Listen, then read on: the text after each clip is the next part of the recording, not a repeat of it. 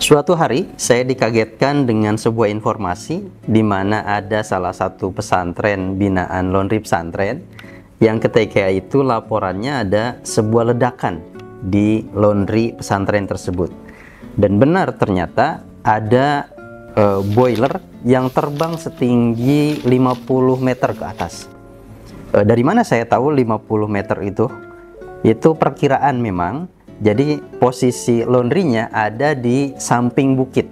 Jadi boilernya meledak dan kemudian terbang sampai ketinggian 50 meter kurang lebih. Karena posisi boilernya pas ditemukan itu ada di atas bukit tersebut.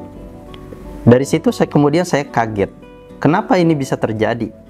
Lalu kemudian tim kami melakukan investigasi. Alhamdulillahnya tidak ada korban. Dan ketika dicek, oh ternyata ada satu orang karyawan baru yang ternyata dia diposisikan sebagai seorang presser, pegang satu mesin dengan vacuum table-nya, dan ternyata dia mungkin melakukan pekerjaannya tanpa instruksi atau tanpa briefing terlebih dahulu, atau mungkin dia belum mendapatkan materi training yang memang benar-benar standar gitu ya. Dan ternyata betul, kita dapati orang tersebut kronologinya adalah pada saat pagi hari dia ikut kerja, di saat yang lainnya ada bagian washer, ada juga yang bagian presser ya, karena dua boiler yang sedang nyala waktu itu. Nah, kesalahannya adalah ini orang baru ditempatkan di satu bagian dan kemudian dia mendapatkan posisi di mana dia hanya sendirian gitu. Nah, kejadiannya itu terjadi pada saat siang hari, di mana ketika yang lainnya istirahat, dia juga ikut istirahat. Perbedaannya, mungkin yang lain mematikan semua mesin, semua perangkat yang ada terlebih dahulu.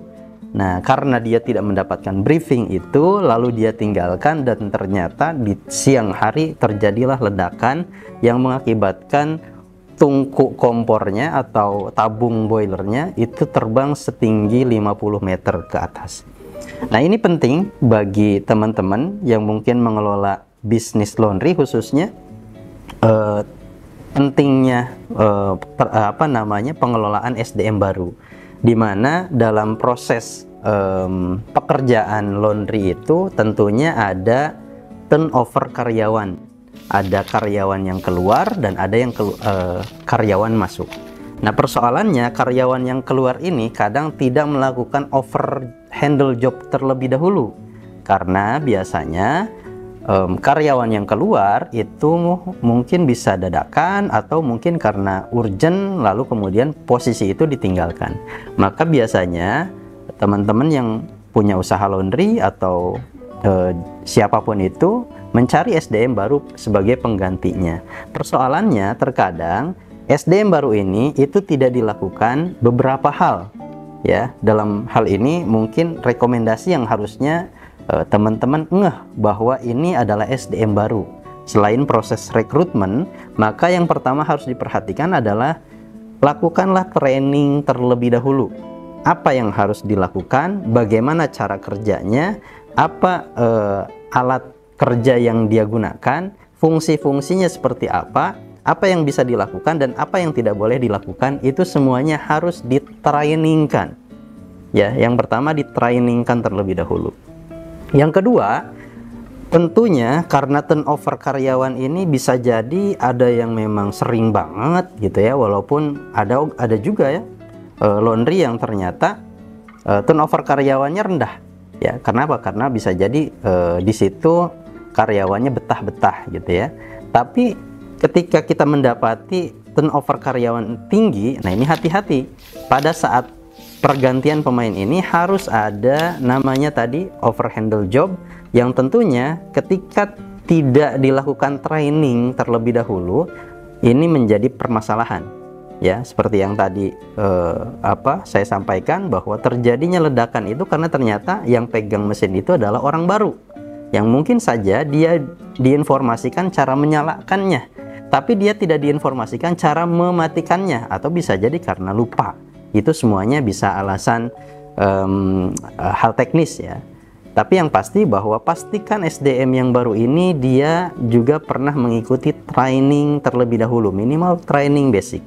Yang kedua, lakukan standarisasi, di mana standarisasi ini tentunya harus mengacu pada SOP, standar operasional prosedur. Ketika SDM itu keluar masuk, patokannya adalah SOP, maka standarisasi ini penting. Nah, kalau biasanya di boarding school atau laundry yang memang handle santri di pesantren, nah itu kan biasanya antara semesteran atau momen kenaikan kelas, nah itu ada waktu kosong yang sebetulnya bisa dilakukan untuk standarisasi bagi SDM-SDM yang memang bisa jadi dia senior atau justru yang baru itu yang harus diberikan standarisasi.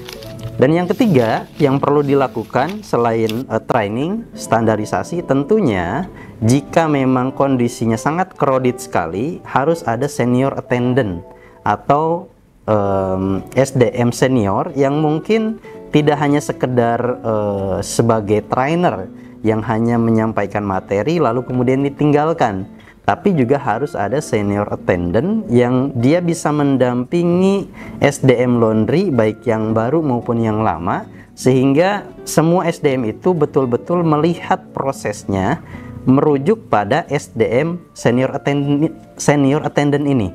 Dan itu menjadi satu solusi bagi laundry yang memang tadi turnover karyawannya tinggi. Jadi yang pertama tentunya harus ada training, di mana training ini juga banyak sekali tahapannya ya, ada basic, ada advance, ada spesifik dan lain sebagainya, spesialisasi, banyak hal training ini. Nah, yang kedua kemudian harus ada standarisasi berkala, bisa jadi semesteran, bisa jadi tahunan, atau memang karena kebutuhan mendesak, tentu ini bisa tentatif ya dilakukan.